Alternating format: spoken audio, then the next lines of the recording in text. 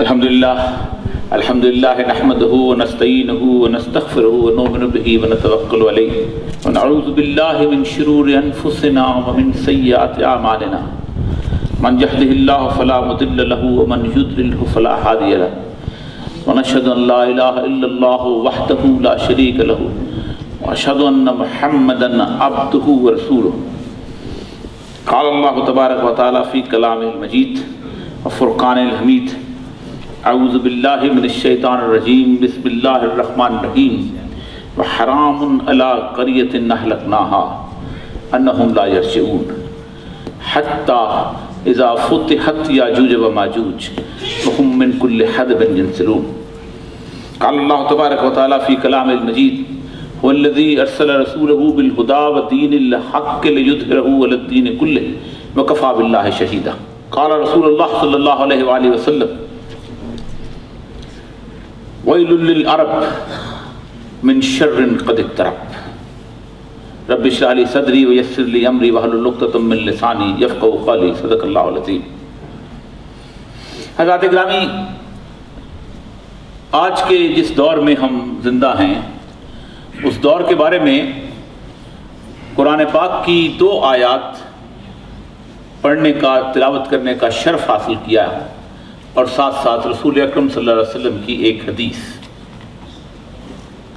اللہ تبارک و تعالیٰ کی ایک سنت ہے کہ قرآن پاک کے اندر لوگوں کو متنبع کرتے رہتے ہیں کہ تمہارے ساتھ یہ ہوگا اگر تم یہ کرو گے، تمہارے ساتھ یہ ہوگا اگر تم یہ کرو گے۔ ہم تمہیں چھوٹا عذاب دیتے ہیں تاکہ تم بڑے عذاب سے بچ سکو، ہم چھوٹا عذاب دیتے ہیں تاکہ تم ہماری طرف رجوع کر سکو۔ یہ قرآن پاک کے اللہ تعالیٰ کی ایک صفت ہے، سنت ہے کہ وَيَقُولُونَ مَتَىٰ هَٰذَا الْوَعْدُ إِن كُنتُمْ صَادِقِينَ۔ اے نبی تم سے پوچھتے ہیں کب آئے گی وہ گھڑی کہ جب اگر تم سچے ہو تو بتاؤ۔ اے نبی ان سے کہہ دو قُلْ إِنَّمَا الْعِلْمُ عِندَ اللَّهِ، علم صرف اللہ کے پاس ہے، وَإِنَّمَا أَنَا نَذِيرٌ مُبِينٌ، میں تو کھلا کھلا ڈرانے والا ہوں۔ لیکن ایک پورے قرآن پاک کے اندر ایک جگہ اللہ تبارک و تعالیٰ نے اپنی اس سنت کو بدلا ہے، اور بدلتے ہوئے اللہ تبارک و تعالیٰ نے ٹائم لائن بتائی ہے کہ اس وقت یہ واقعہ ضرور وقوع پذیر ہو جائے گا۔ سورہ انبیاء کی جس آیت کی تلاوت کی گئی اس میں اللہ فرماتے ہیں وَحَرَامٌ عَلَىٰ قَرْيَةٍ أَهْلَكْنَاهَا، ایک بستی کو ہم نے ہلاک کر دیا اور اس بستی کے رہنے والوں کے لیے اس بستی میں ان کا رہنا حرام قرار دے دیا۔ انہم لا یرجعون، اب یہ واپس نہیں آئیں گے۔ کب آئیں گے؟ حتی اذا فتحت یاجوج و ماجوج، جب ہم یاجوج اور ماجوج کو کھول دیں گے، وہم من کل حدب ینسلون، اور وہ بہت بلندیوں سے تمہارے اوپر حملہ آور ہوں گے۔ مفسرین اکرام اس بات پہ متفق ہیں کہ یہ بستی یہودیوں کی یروشلم ہے، جہاں 70 عیسوی میں یہودیوں کو رومن امپائر نے دیس نکالا دیا تھا۔ اس سے پہلے یہودیوں پر بہت عذاب آئے، بخت نصر نے ان کا ہیکل تباہ کیا، ان کو بابل و نینوا کے علاقے میں لے گیا، لیکن وہ بحیثیت قوم ایک جگہ مجتمع رہے اور ان تک پیغمبر بھی آتے رہے، اور اللہ کہتا ہے یقتلون انبیاء بغیر حق، اور بغیر حق انبیاء کو قتل بھی کرتے رہے۔ عذاب آتے، کبھی کوئی عذاب آیا، کبھی کوئی عذاب آیا۔ یوم سبت کا عذاب کا کمال ہے، اور اس کی ایک صفت سبت کے مچھلی پکڑنے کا عذاب ہے کہ اللہ فرماتے ہیں کہ ہم نے پورے یہودیوں کو 3 حصوں میں تقسیم کر دیا، اور 3 حصے کیا تھے؟ ایک وہ تھے جو کہتے تھے یار خدا کے لیے مت کرو، تامرون بالمعروف وتنہون عن المنکر، روکتے تھے۔ دوسرے وہ تھے جو کہتے تھے ان پہ اللہ کا عذاب تو آنا ہی آنا ہے، کیونکہ اتنی غلط حرکت کر رہے ہیں تو ہم کیوں روکے، برا کیوں بنے۔ اور تیسرے وہ تھے کہ جو واقعی وہ حرکت کرتے تھے، ہفتے کے دن مچھلیاں پکڑتے تھے۔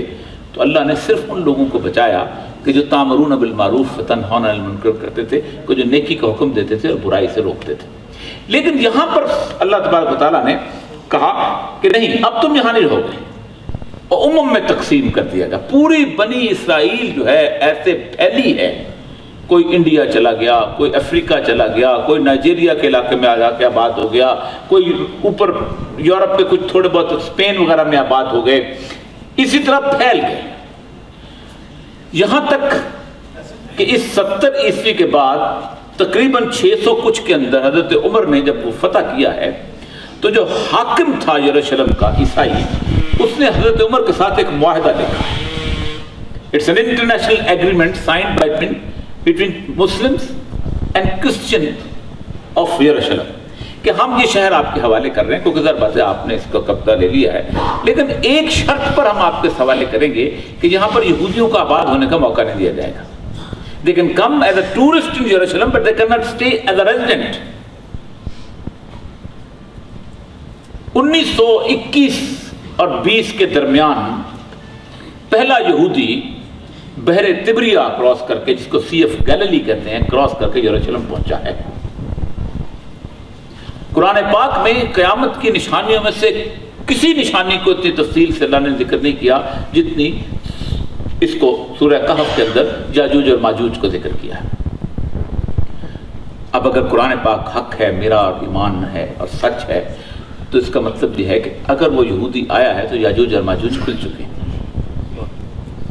اسی لیے اللہ نے جو ذکر کی ڈیفینیشن کی ہے، ہمارے ہاں عموماً سمجھا جاتا ہے کہ ذکر کی ڈیفینیشن یہ ہے کہ ہم تسبیح ہاتھ میں پکڑی اور ہم یہ ذکر ضروری ہے، یہ بہت ضروری ہے، اس کی ریزوننس بھی ہے، اس کے ثواب بھی ملے گا. لیکن اللہ اس سے بڑے ذکر کی بات کرتے ہیں. الذین یذکرون اللہ قیاما وقعودا وعلی جنوبہم، میرے بندے اٹھتے ہوئے، بیٹھتے ہوئے، پہلو کے بل لیٹے ہوئے ذکر کرتے رہتے ہیں. اور آیت رکتی نہیں، وَيَتَفَكَّرُونَ فِي خَلْقِ السَّمَاوَاتِ وَالْأَرْضِ، اور جو کچھ ہم نے اس کائنات میں تخلیق کیا اس کے اندر غور و فکر کرتے رہتے ہیں. اور جب ان کی نگاہ فکر کر کے واپس لوٹتی ہے تو کہتے ہیں ربنا ما خلقت ھذا باطلا، اللہ تو نے کوئی غلط تو بنائی نہیں، کیونکہ اللہ کا دعویٰ ہے ما تری فی خلق الرحمن من تفاوت، تمہیں کوئی جھول نظر آتا ہے میری کائنات میں؟ ثم ارجع البصر کرتین ینقلب الیک البصر خاسئا وهو حسیر، ایک دفعہ دوبارہ ذرا نگاہ لوٹاؤ، تمہاری نگاہ ناکام اور نامراد لوٹے گی. اب دیکھنا یہ ہے کہ جب اللہ نے یہ دعویٰ کر دیا کہ ہم یہ ٹائم لائن بتا دی اور میرے اور آپ کے لیے بتائی، کہیں اللہ تبارک تعالیٰ نے 1400 سال کے عرصے میں ٹائم لائن نہیں بتائی قرآن پاک میں، کہا تمہیں عذاب آئے، کسی قوم کو نہیں بتائی. حضرت شعیب کی قوم، حضرت لوط علیہ السلام کی قوم، سب وہ تو حالت یہ تھی کہ کہا تھا کہ اتنے اپنے مگن میں تھے کہ اچانک ان کو ایک چنگھاڑنے آ لیا اور اوپر گئے. مجھے وارن کر رہا ہے اللہ کہ دیکھو یہ صورتحال ہوگا. اب رسول اکرم صلی اللہ علیہ وسلم سے پوچھتے ہیں، ظاہر بات ہے قرآن ان پہ نازل ہوا، قرآن کے معنی بھی وہی بتائیں گے. آپ صلی اللہ علیہ وسلم جس حدیث کو میں نے یہاں پر آپ کے سامنے پڑھ کے سنائی ہے، وہ حدیث اس کی راوی جو ہیں سیدہ زینب بنت جہش ہیں، رسول اکرم صلی اللہ علیہ وسلم کی زوجہ اور میری آپ کی ماں. فرماتی ہیں کہ ایک دفعہ اچانک رسول اکرم نیند سے بیدار ہوئے، کہا ویل للعرب، عرب کے لیے تباہی. آپ نے یہ نہیں کہا ویل للمسلمین، ویل للعرب. کیوں؟ کوئی نارویجین کہے کہ مجھے فلاں جو نارویجین لینگویج کے اندر جو شاعر ہے مجھے اس کی بات پسند نہیں آتی، یا کوئی پنجابی کہے من بلے سا سمجھ نہیں آتا، یا کوئی پٹھان کہے کہ مجھے رحمان بابا سمجھ نہیں آتا، تو اس کے لیے کوئی معافی نہیں. عرب کہے کہ مجھے قرآن سمجھ نہیں آتا، اس کے لیے کوئی معافی نہیں. اس کی زبان میں اترا، اس کے اوپر تباہ سارے کا سارا. آپ دنیا کی کوئی کتاب، دنیا کی کوئی شاعری آپ ترجمہ کر لیں، آپ آخر میں یہ کہیں گے یار جب تک تو بولے شاہ پنجابی نہیں سنے گا مزہ نہیں آئے گا، جب تک تو رحمان بابا نہیں سنے گا، جب تک غالب تم انگریزی میں ترجمہ کر دو نہیں سمجھ آئے گا. لیکن قرآن کو چونکہ ہم نے ترجمے پہ رکھا ہوا ہے، تو قرآن پاک کی آپ اس لیے ویل للعرب کہا، اور کہا من شر قد اقترب، وہ فتنہ جو بہت نزدیک آ گیا.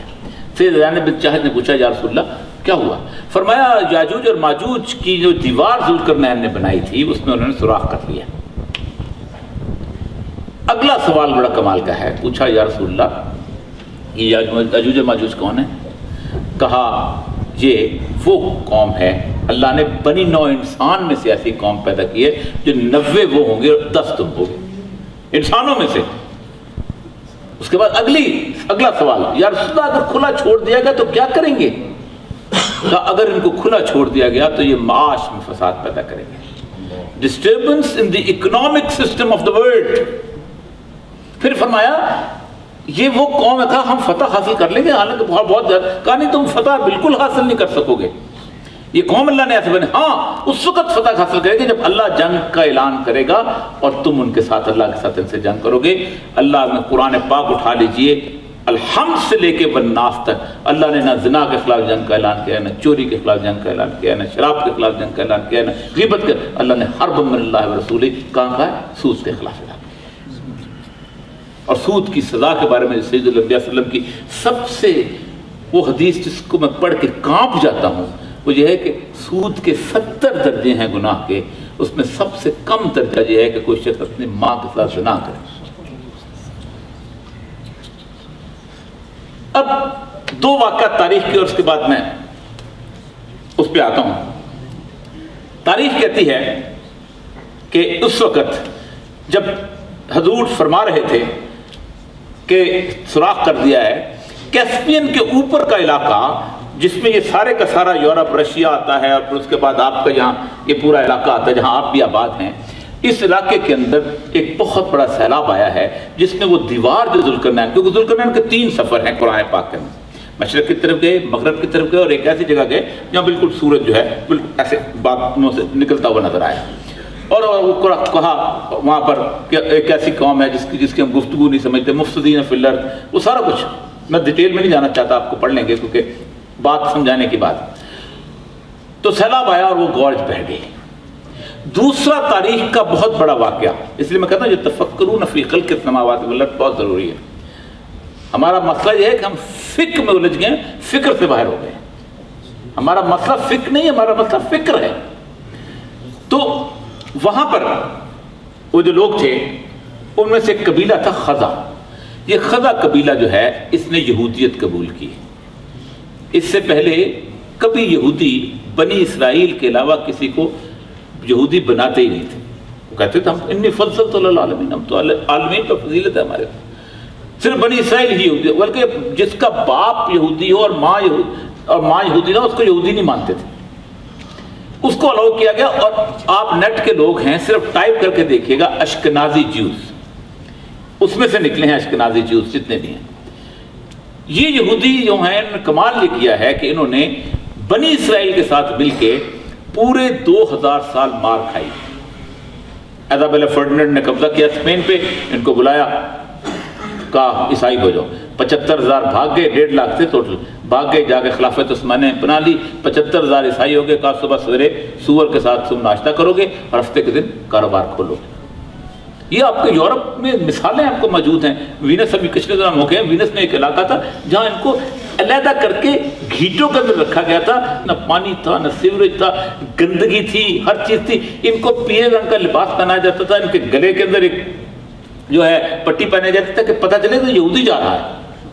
ٹسکنی سے نکالے گئے، ملان سے نکالے گئے، کہاں سے نکالے، رشیا سے نکالے. بری طرح کی زندگی ان لوگوں نے 2000 سال ان کے ساتھ مل کے اشکنازی یہود، یہ جتنا فرائڈ ہے، ہزال ہے، آئنسٹائن، یہ سب بنی اسرائیل نہیں ہیں. یہ بنیادی طور پر وہ خزا قبیلہ کے لوگ ہیں کہ جو بنیادی طور پر وہاں پر آباد تھے. 1896 تک یہ مارے کھاتے رہے. 1896 کے بعد ویانا میں ان کا ایک شخص پیدا ہوا جس کا نام تھا ہزال. اس نے ایک بہت بڑی گیدرنگ اکٹھی کی جس کو کہتے ہیں کہ پروٹوکول اس نے لکھے. اور یہ پروٹوکول لکھنے کے بعد کہا کہ اب ہم نے اس طرح زندگی نہیں گزارنی، ہم نے لڑنا.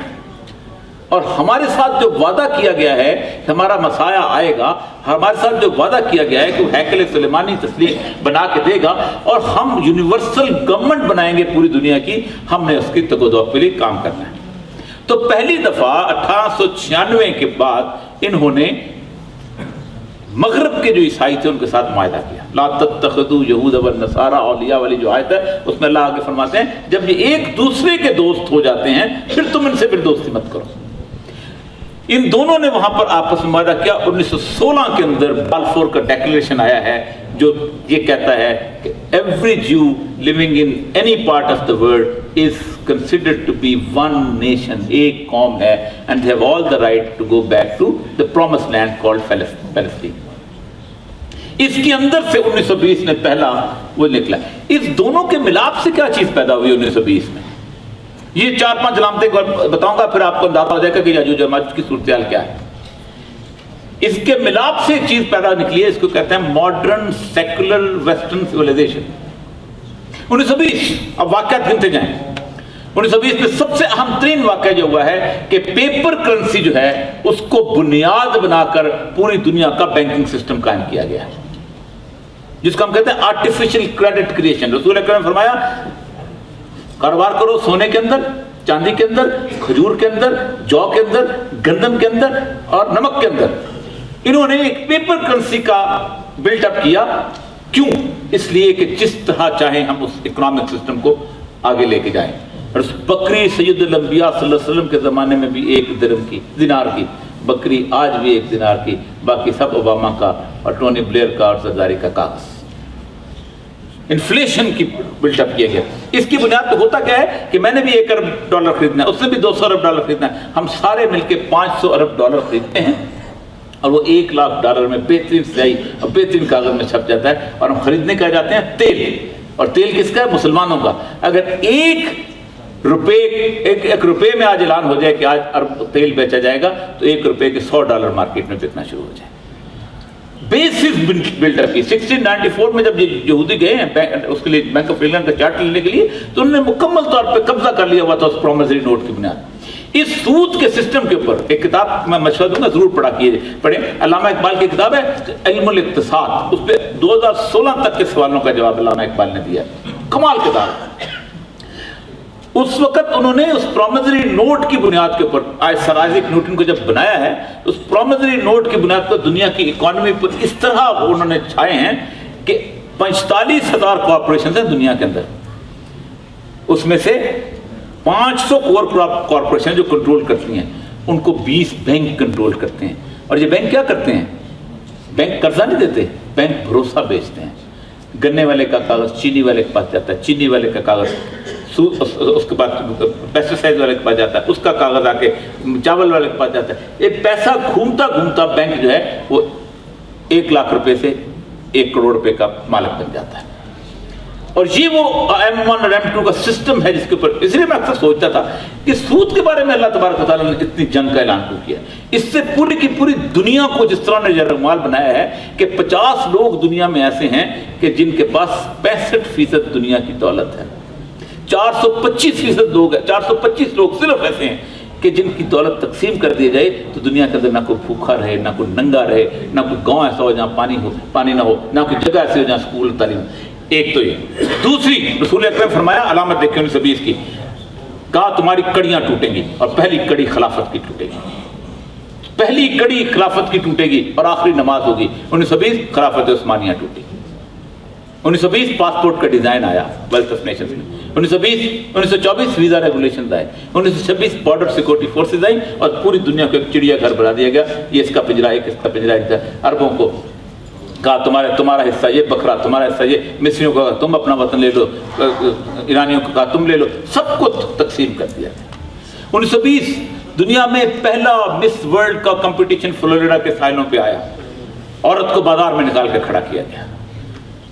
कहा गया कि आज बहुत ज्यादा चूंकि लोग इकट्ठे हो गए हैं, वीकेंड आ गया तो कैसे रखा जाए इनको। अच्छा, बिकनी सूट के अंदर औरतों का मिस वर्ल्ड का कंपटीशन करवाते हैं। कंपटीशन करवाया गया, सर पे ताज रखा गया, इंटरव्यू शुरू हुए। हाँ, अगले साल फिर जमा होंगे। अगले साल जमा हुए, उसके बाद उस खातून को बुलाया गया, इंटरव्यू हुआ। उसने क्या करती है? उसने कहा मैं घर में होती हूँ। अच्छा, तो बच्चे उसने कहा बच्चे भी शादीशुदा हूँ। तो कानून बनाए गए कि शादीशुदा नहीं होगी, उसका कोई बच्चा नहीं होगा, उसका कोई बॉयफ्रेंड नहीं होगा। फिर कानून बनाए गए उसके जिस्म पे इस तरह का गोश्त होगा, इस तरह का नहीं होगा। पूरे का पूरा फैशन इंडस्ट्री बिल्ड की गई। मुझे जब लोग कहते हैं ना कि ये हिजाब जो है ये मजहबी मसला है, हिजाब माशी मसला है। एक औरत जिस वक्त हिजाब पहनती है तो $178 बिलियन की इंडस्ट्री की पांव पे उसके पेट पे लात मारती है। बाल कर्ल करने वाले और हैं, बाल रंग करने वाले और हैं, बालों को डिजाइन बनाने वाले और शैम्पूस की इतनी बड़ी इंडस्ट्री, इसका तसव्वुर नहीं कर सकते। पांव के नाख, शर्म आती है मुझे कहते हुए कि पांव के नाखून से लेके सर के बालों तक औरत का कोई मकाम ऐसा नहीं जिसे बाजार में लाकर खड़ा न किया। 20 साल तक आ गया तुम साइज 0 होगी तो खूबसूरत लोगोगी, 20 साल तक आ गया तुम प्लम्पिश होगी तो खूबसूरत लोगोगी। ऐश्वर्या राय और सुष्मिता सेन जिस दिन मिस वर्ल्ड बनी है, 51 प्लास्टिक सर्जन थे पूरे इंडिया के अंदर। इस वक्त 57,000 प्लास्टिक सर्जन है और सबसे कम जो बूटेक्स का इंजेक्शन लगाते हैं 5,000। फेमिनिज्म की मूवमेंट 1920 हत्ता इज़ा फुतिहत याजूज व माजूज, फेमिनिज्म की मोड़ निकलो बाहर। मर्द और औरत जो हैं वो दोनों ख्वातीन जो हैं वो दोनों एक गाड़ी के पहिए हैं। इस्लाम एक इंस्टीट्यूशन बताता है किसी सोसाइटी के अंदर, और कहता यह है कि मर्द is the chief executive of the family and woman is the chief operating officer of the family. अल्लाह के रसूल ने जब कहा कुल्लुकुम रायुन व कुल्लुकुम मसूलुन अन राइयतिही, तुम में से हर कोई एक गल्लाबान है और उसके गले के बारे में पूछा जाएगा। तो औरतों ने पूछा या रसूलल्लाह हमारा गल्ला कौन सा है? कहा वो जो औलाद तुम्हारे खामद के तुम्हारे सुपुर्द होती है वो तो बाहर जाके उसने ये गल्ला है तुम्हारा। किसी ऑर्गेनाइजेशन के अंदर मुझे ये बताइए कभी ऐसा हुआ है किसी इंस्टीट्यूशन के अंदर कि एक हेड के साथ कहा जाए एक और दूसरा पहिया होता है? बाहर निकाला गया। एक औरत को जब अपने बाहर निकाला घर से, और हालत ये हुई कि आपने पूरे के पूरे इंस्टीट्यूशन को तबाह कर दिया। 15 इंस्टीट्यूशन कायम किया आपने उसकी जगह। आपने डे केयर सेंटर्स बनाए, आपने फॉस्टर केयर सेंटर बनाए, आपने मैरिज काउंसलिंग गाइडेंस के सेंटर बनाए, आपने उसके साथ फास्ट फूड के रेस्टोरेंट बनाए। क्या क्या कुछ नहीं किया जो आपने उसके अंदर किया। उसकी तालीम इस तरह की कि वो सिर्फ और सिर्फ आगे बढ़ने के लिए और कैरियर ओरिएंटेड की फेमिनिज्म की मूवमेंट। वो उसको तो बराबरी की सतह पे लेके आएंगे कि जिसका इकबाल यही तो कहता है अल हज़र राई ने पैगंबर से 100 बार हज़र हाफ़िज़े नामूस से जन मर्द आसबा मर्दाफ। उसके बाद ये पूरे का पूरा सिस्टम जो है 1920 में वो पहला लश्कर वहां पहुंचा है। उसको क्रॉस करके पहले थे। अब रसूल सल्लल्लाहु अलैहि वसल्लम फरमाते हैं कि सी ऑफ गैलिली जब क्रॉस करके पहला याजूज और माजूज का लश्कर आएगा तो उसमें पानी होगा।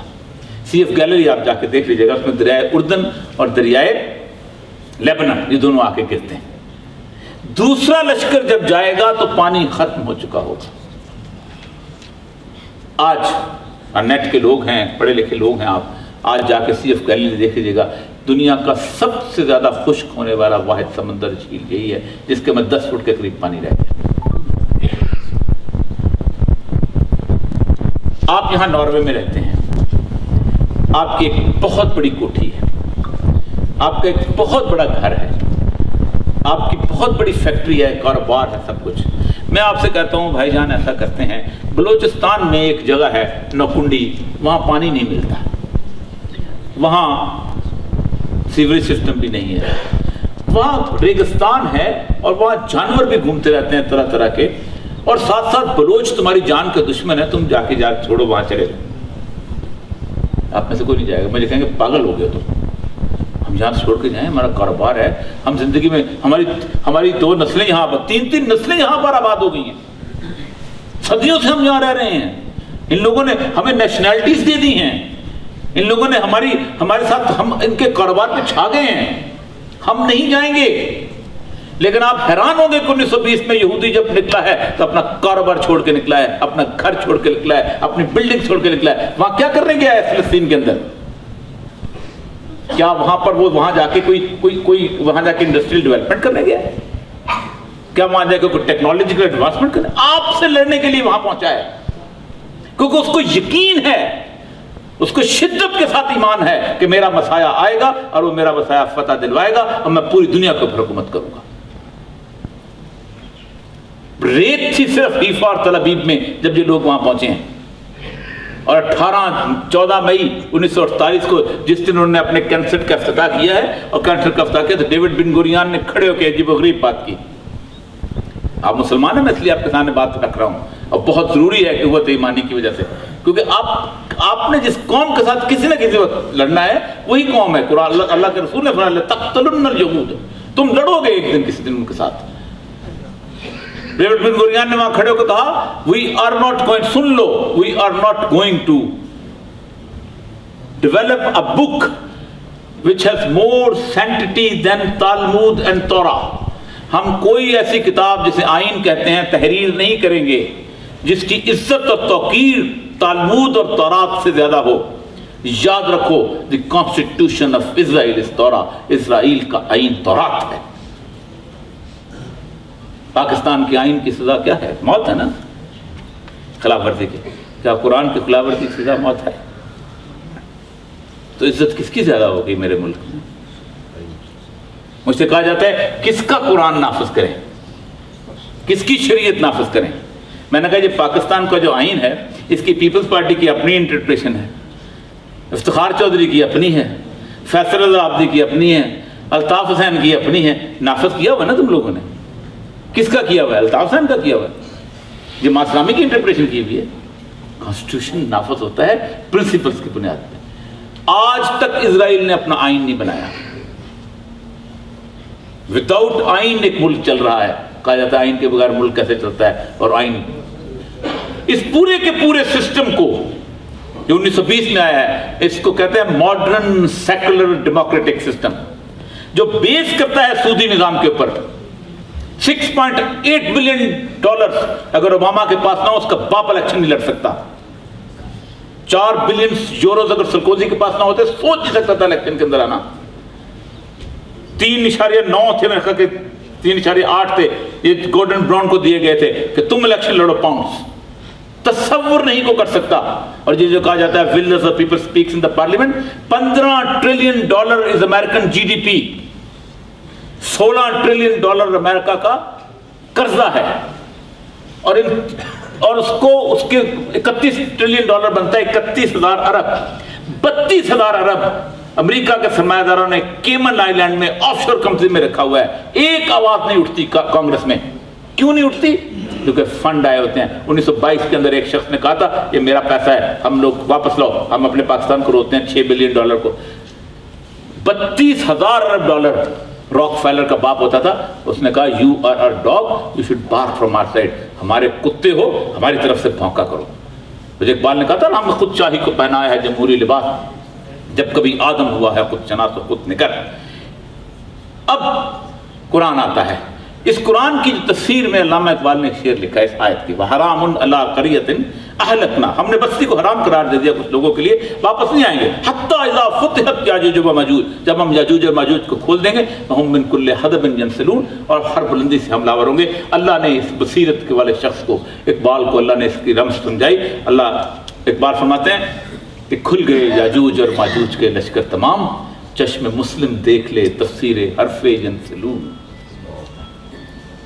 بلندی سے حملہ آور ہوگا. کیا ہے؟ آپ کا سارے کا سارا اکنامک سسٹم کہاں سے آتا ہے؟ سیٹلائٹ سے. آپ کی ساری فحاشی، اریانی، تمام جتنی ویب سائٹس ہیں، انفارمیشن سسٹم کہاں سے آتا ہے؟ سیٹلائٹ سے. آپ کے تمام قطار میں وارز کی صورتحال کہاں سے؟ سیٹلائٹ سے. انٹائر ورلڈ وَهُم مِّن كُلِّ حَدَبٍ يَنْسِلُونَ، تم پر حملہ آور ہوں گے. اور یہ کس لیے بنایا؟ کہا کہ یہ بیسیکلی راستہ ہموار کرے گا اس دجال کی حکومت کا. اور دجال کی حکومت کے بارے میں علماء اکرام یہاں بیٹھے ہیں. رسول اکرم صلی اللہ علیہ وسلم نے اپنی پوری زندگی التحیات میں بیٹھ کے دعائے معصورہ میں یہ دعا ہمیشہ پڑھی ہے، اللہم انی اعوذ بک من فتنۃ المسیح الدجال، اے اللہ مجھے مسیح دجال کی فتنے سے بچا. اس طرح لوگ ڈرتے صحابہ کہ شاید کل نکل آئے. آپ صلی اللہ علیہ وسلم کو پتہ چلا ایک علاقے کا، آپ وہاں دیکھنے چلے گئے اس بچے کو کیا صورتحال. ایک دفعہ ایک شخص بیٹھا ہوا تھا، حضرت عمر نے کہا یہ لگتا ہے دجال ہے، میں اس کو قتل نہ کر دوں. آپ نے کہا اگر یہ واقعی دجال ہے تو تم اس پہ قابو نہیں پاؤ گے، اور اگر یہ مارا گیا تو تم حق مار دو.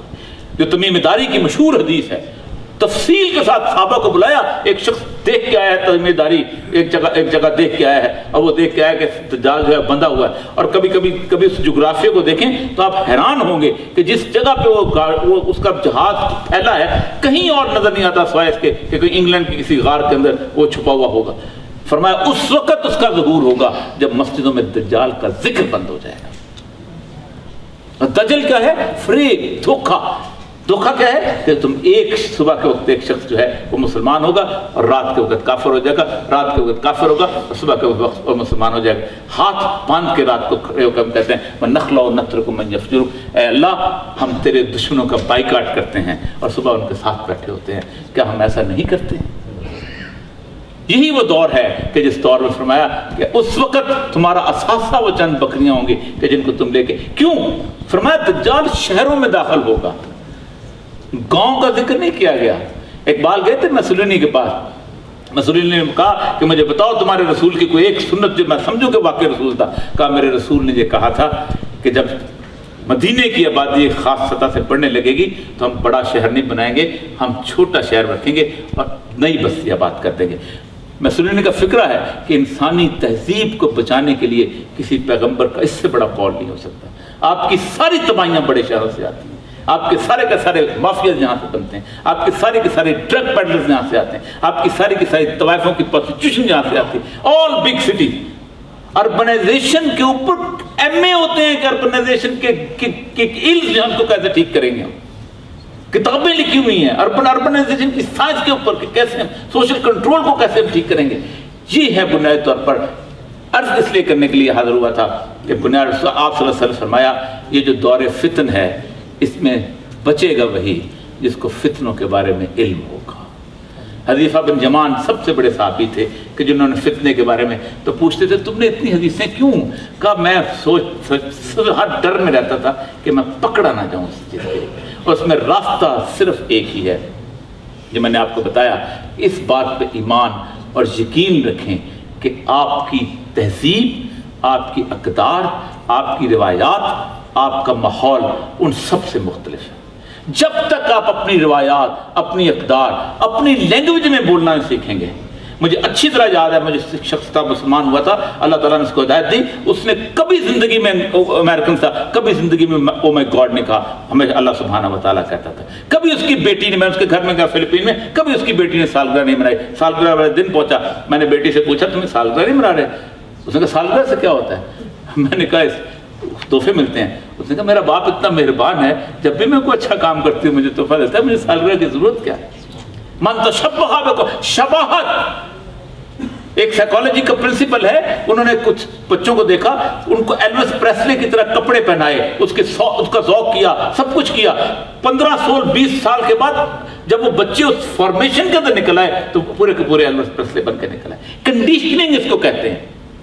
میں جب اپنے وزیر اعظم کو وزیر اعظم کہوں گا تو میں اس کا مقابلہ چرچل سے کروں گا، میں اس کا مقابلہ اٹلی سے کروں گا. صدر کو صدر کہوں گا، میں اس کو آئزن ہاور سے کروں گا. جس دن میں نے اپنے بادشاہ کو امیر المومنین کہا، اس دن میں اس کا مقابلہ عمر بن خطاب سے کروں گا، علی المرتضیٰ سے کروں گا. میرا معیار بدل جائے گا. ہم کتنی آسانی سے ایک دوسرے کو آئی لو یو کہہ دیتے ہیں، لیکن ہمیں کہنا پڑ جائے کہ ہم تم سے عشق کرتے ہیں تو آپ کے ماتھے پہ پسینہ آ جائے گا، آپ شرم و حیا میں ڈوب جائیں گے. صرف ایک راستہ ہے کہ آپ اپنی ملت پر قیاس اقوام مغرب کا نہ کر، خاص ہے ترتیب میں قوم رسول ہاشمی. آخری فکر عرض کر دوں، جس وقت 9/11 ہوا ہے تو ٹونی بلیئر اور جارج ڈبلیو بش کا ایک فکرہ تھا، they want our lifestyle destroyed. یہ ہمارا طرز زندگی تباہ کرنا چاہتے ہیں مسلمان جو. آپ سارے سوچئے گا بحیثیت مسلمان میرا طرز زندگی کیا ہے. جس دن آپ نے اس سوال کا جواب دے دیا اس دن آپ حق کی تلاش پوری ہو جائے گی. باخر دعوانا الحمدللہ.